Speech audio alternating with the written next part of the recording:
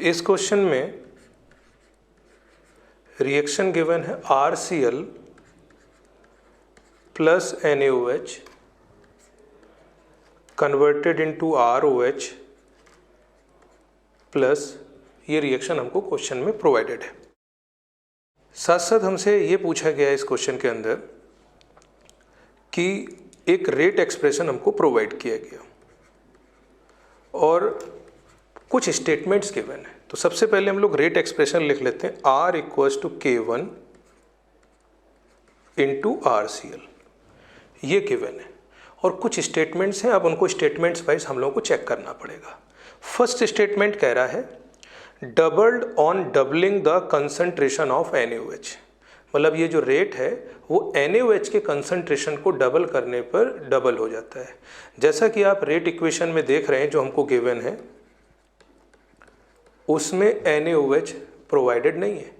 इसका मतलब जो रेट ऑफ रिएक्शन है वो NaOH के कंसंट्रेशन पे डिपेंड नहीं कर रहा, जबकि फर्स्ट स्टेटमेंट ये कह रहा है कि NaOH का कंसंट्रेशन डबल करने पर रेट डबल हो जाता है। इट मीन्स ये स्टेटमेंट इनकरेक्ट है, रॉन्ग है। अब हम लोग आते हैं सेकंड स्टेटमेंट पे।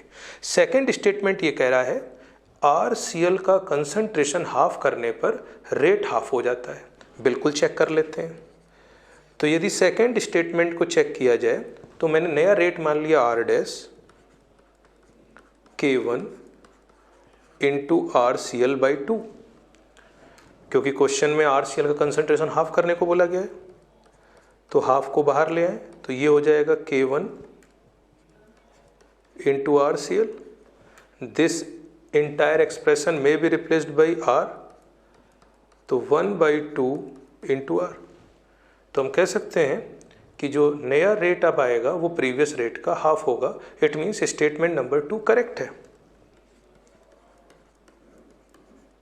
अब स्टेटमेंट 3 की बात की जाए। स्टेटमेंट 3 ये कह रहा है कि टेम्परेचर इंक्रीज करने से रेट ऑफ रिएक्शन डिक्रीज हो जाएगा। तो काइनेटिक थ्योरी और कोलिजन थ्योरी ये हमको सिखाता है कि किसी भी केमिकल रिएक्शन का टेम्परेचर इंक्रीज करने से जो उसका रेट है वो इंक्रीज होता है। तो यदि ये स्टेटमेंट हमको पता है तो इससे थर्ड और फोर्थ स्टेटमेंट दोनों गलत साबित हो जाते हैं।